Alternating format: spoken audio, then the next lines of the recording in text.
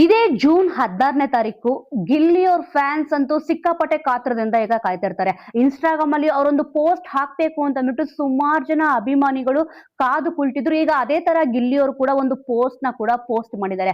ಅದೇನಪ್ಪಾ ಅಂತಂದ್ರೆ ಒಂದು ಘೋಷಣೆ ಮಾಡ್ತೀನಿ ಅಂತ ಅಂದ್ಬಿಟ್ಟು ಈಗ ಹೇಳಿದ್ದಾರೆ. ಅದು ಕೂಡ ವಿಶೇಷವಾದದ್ದು.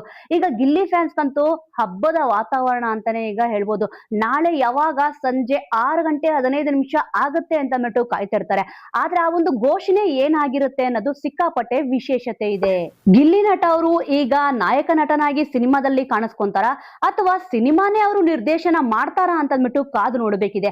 ಈ ಹಿಂದೆ ಗಿಲ್ಲಿ ನಟ ಅವರು ಕಿರಾತಕ 2 ಸಿನಿಮಾದಲ್ಲಿ ನಾಯಕರಾಗಿ ನಟಿಸ್ತಾರೆ. ಇದಕ್ಕೆ ಕಾವ್ಯ ಅವರು ಹೀರೋಯಿನ್ ಆಗಬಹುದು ಅಂತಂದ್ಬಿಟ್ಟು ಅಂತೆಕಂತೆಗಳು ಓಡಾಡ್ತಿತ್ತು.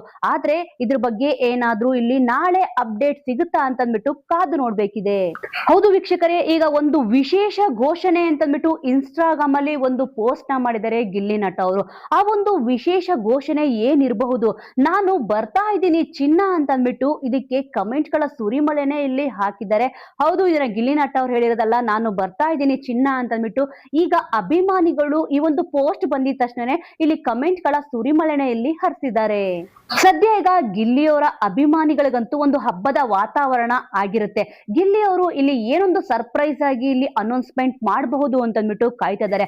ಗಿಲ್ಲಿ ಕಾವ್ಯ ಫಾರ್ ಎವರ್ ಅಂತ ಕೂಡ ಇಲ್ಲಿ ಅಭಿಮಾನಿಗಳು ಹೇಳಿದ್ದಾರೆ. ಈಗ ಗಿಲ್ಲಿ ಅವರು ಕಾವ್ಯ ಅವರು ಒಂದೇ ಸಿನಿಮಾದಲ್ಲಿ ನಟನೆ ಮಾಡಬಹುದಾ ಅಂತ ಅಭಿಮಾನಿಗಳಂತೂ ಕಾದು ಕುಳಿತಿದ್ದಾರೆ. ನೋಡೋಣ ಆ ಒಂದು ವಿಶೇಷವಾದ ಒಂದು ಘೋಷಣೆ ಏನ್ ಮಾಡಬಹುದು ಅಂತ ಅಂದ್ಬಿಟ್ಟು. ವೀಕ್ಷಕರೇ, ನಿಮ್ಮ ಅನಿಸಿಕೆಯ ಪ್ರಕಾರ ಏನೊಂದು ಅನೌನ್ಸ್ಮೆಂಟ್ ಬರ್ಬೋದು? ಇನ್ನಿಲ್ಲಿ ಇದೇ ಜೂನ್ 21ನೇ ತಾರೀಕು ಗಿಲ್ಲಿ ಅವರ ಬರ್ತ್ಡೇ ಇದೆ. ಇಲ್ಲಿ ಅವ್ರ ಊರಲ್ಲಂತೂ ಒಂದು ಹಬ್ಬದ ವಾತಾವರಣ ಆಗಿದೆ. ನೋಡೋಣ ಏನೊಂದು ಅಪ್ಡೇಟ್ ಕೊಡಬಹುದು ಗಿಲ್ಲಿ ಅವರು ಅಂತ ಅಂದ್ಬಿಟ್ಟು. ನಿಮ್ಮ ಅನಿಸಿಕೆಯ ಪ್ರಕಾರ ಆ ಒಂದು ವಿಶೇಷ ಘೋಷಣೆ ಏನಿರಬಹುದು, ಏನಿದ್ರೆ ಚೆನ್ನಾಗಿರುತ್ತೆ ಅನ್ನೋದ್ರ ಬಗ್ಗೆ ಮಿಸ್ ಮಾಡದೆ ಕಮೆಂಟ್ ಮೂಲಕ ತಿಳಿಸಿ.